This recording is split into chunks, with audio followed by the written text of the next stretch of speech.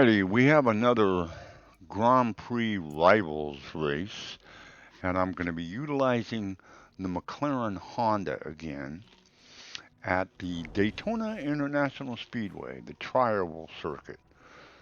I ran this race earlier in a Ferrari 641, and I want to see if I'll be able to do better in this McLaren as I head out for qualifying.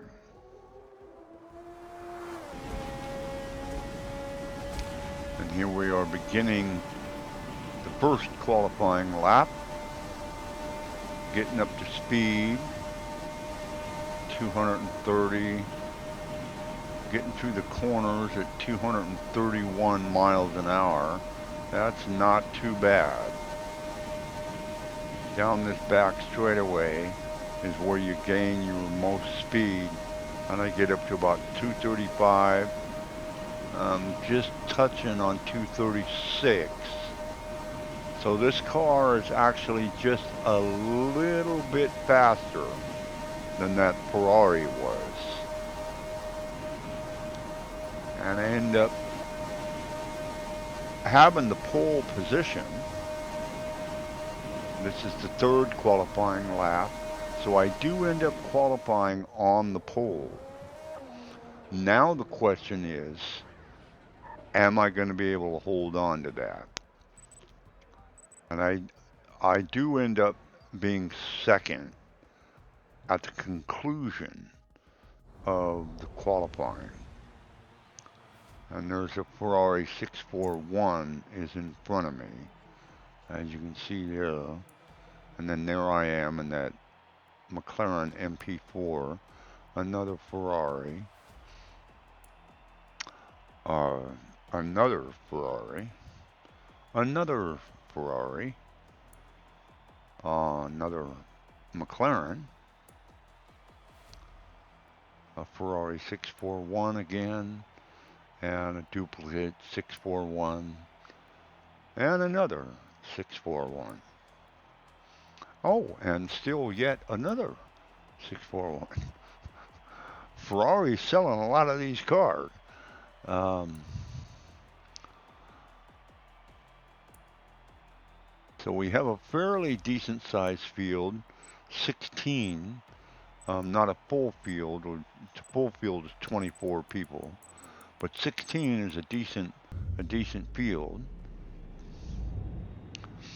But I'm in second place, so I have the inside lane. So if I do this right, I can get under this guy and get through this corner before he does. And he is able to pull past me on the outside and get underneath this corner, and two Ferraris do as well. So in no time at all, I end up being in fourth place. But I'm not fully up to speed yet either. So I kind of brushed that guy a little bit. We're giving each other enough room, and I'm up to 240, which is amazing. I wasn't doing that speed in qualifying. 242, 243, I slam into that guy, and that now is probably going to affect, I get a time penalty for it. That's probably going to affect my lap times, because that front spoiler is kind of bent now. But I'm able to get past this guy, and for some reason now it drops off at 238, when just a second ago I was doing 240. And so I'm considerably slower, a couple of miles an hour slower than I was just a couple of minutes ago. And I don't know if that was because I was behind those other cars and I was getting a drafting effect. I mean, that's possible. But this other guy in this Ferrari, he and I are very, very equal in relation to the speed. And I say guy because I use that term universally. But looking at the gamer tag of that particular person, the gamer tag is Ma, the meatloaf.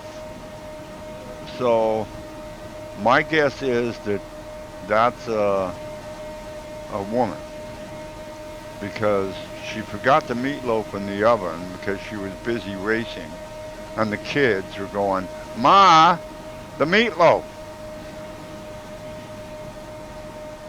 Anyway, getting back to the race.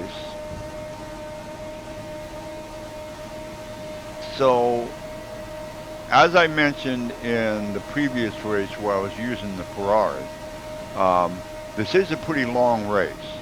So you do have to pit, whether you like it or not.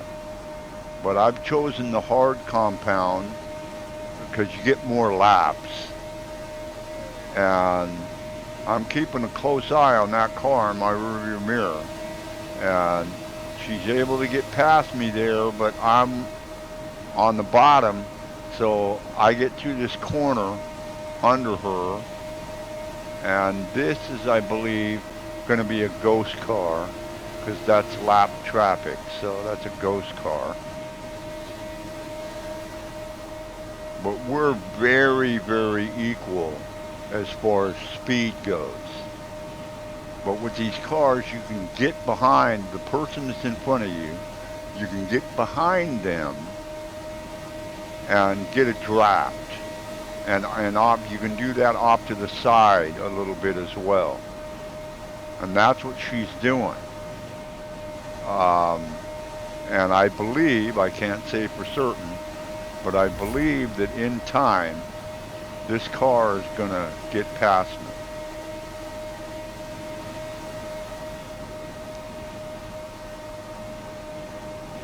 And I've already planned in my mind that I'm going to pit on the 9th lap. Bumped into me again there a little bit. But I'm on the inside, so they have to take a longer track around the race course when you're on the outside. And I'm doing what racers call it, he's a bottom feeder, because I'm right down on the line, as low as I can get on the track. And this is Daytona, which has got a 32-degree banking, and even the straightaways actually have a slight bank to them. I think it's 3 degrees, the banking on Daytona, on the straightaways. So this is the 8th lap, and so my next time around, I plan on pitting. And it is my hope that this person next to me is also going to pit. But I don't know that for a fact yet.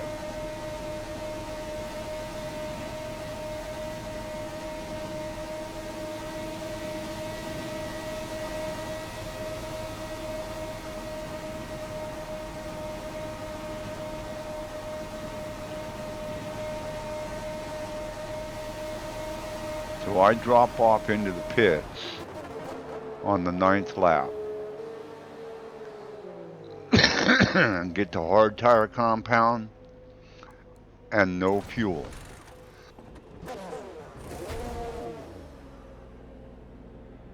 In and out of the pits awful fast, 2.7 seconds. That's a pretty fast pit stop.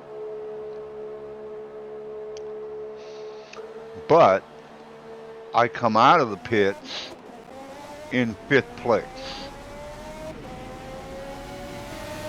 Now 6th, because I'm not fully up to speed yet.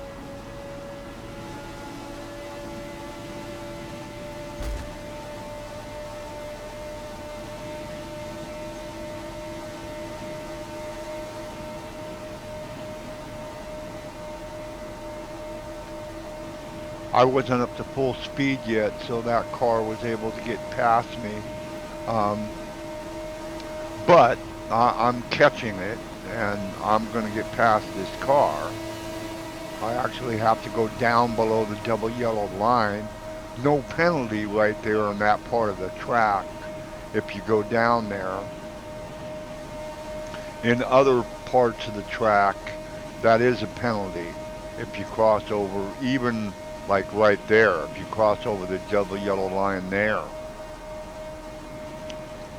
But I'm in fifth, and I'm fairly certain that I'm faster than the people in front of me,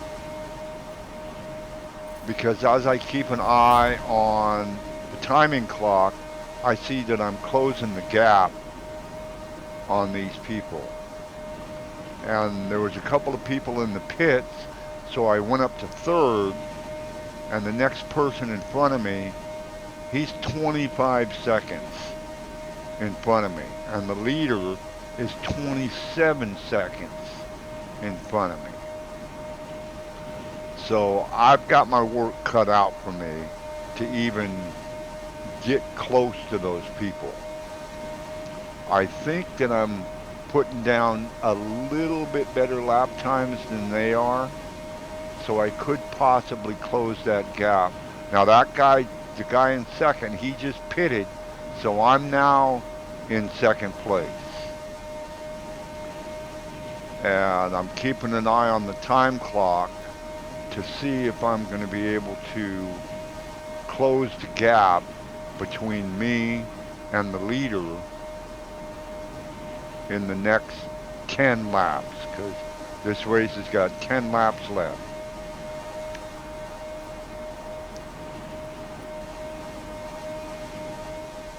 And I do have 1/2 a second time penalty. And now the gap, for some reason, the gap has dropped down to 2.5 seconds for the person in first place. So I don't know if she brushed the wall or something, but because she was like 20 seconds ahead of me, and now she's only 2.4 seconds ahead of me. And that's, that's a gap that I can close. Now it's down to 2.3 seconds.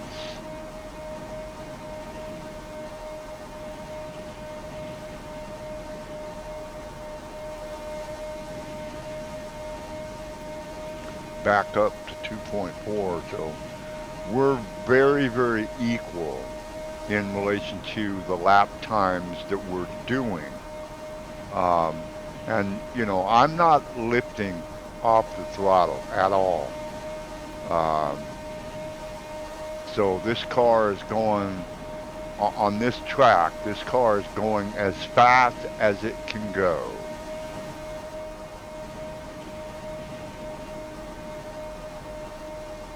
And there was, for a couple of laps there, I was getting up to like 240, 241. But I'm only able to achieve 236 on the back straightaway.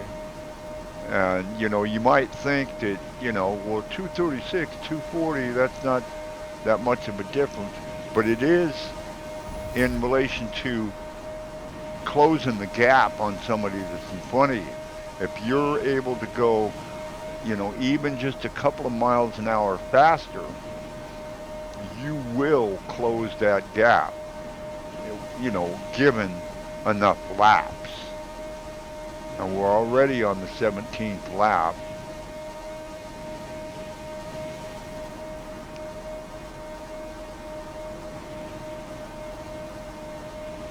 And because of the number of laps that I have on these tires, I'm expecting to get a tire warning. But I am not going to pit for another set of tires, because I know that with this hard compound, I'll be able to get a couple more laps out of these tires. See there, I've already got the minor tire wear. And then you'll get moderate tire wear and then severe tire wear. But with this hard compound, even with moderate tire wear, you can get a couple more laps out. And I've only got 4 laps left. I haven't been able to close that gap at all. And she's actually increased it just a little bit, up to 2.5. I can see her up there. There she is going through the corner right there. But I'm just not able to close that gap. We're going around the track at the same speed.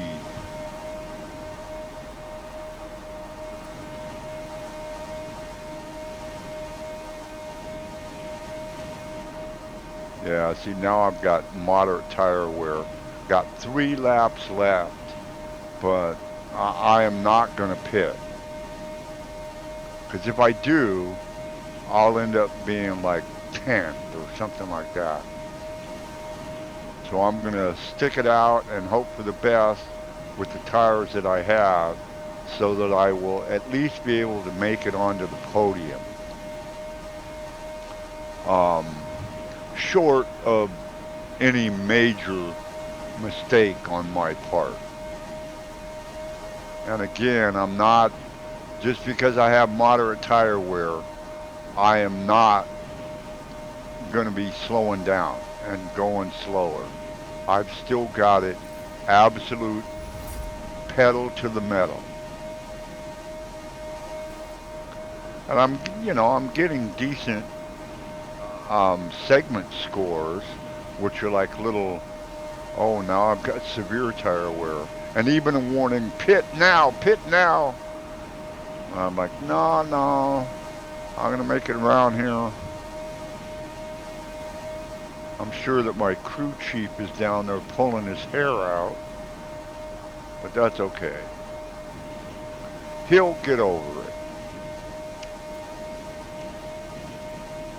So this is lap traffic right here, and it's a ghost car, so I don't have to be concerned about this car right here. But it does have the same paint job as the car that's leading the race. And now we're beginning the final lap of the race. And I am concerned going through these corners, are these tires going to stick? Because it is showing severe tire wear, but they're still sticking. So I'm like, okay, I got one more series of corners to go through, because I have had these cars just unexpectedly out of nowhere just swap in for in, spin around on you.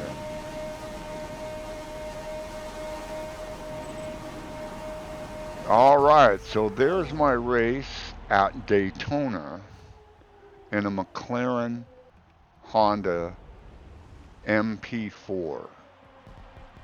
I hope you liked it, and I will see you on the racetrack.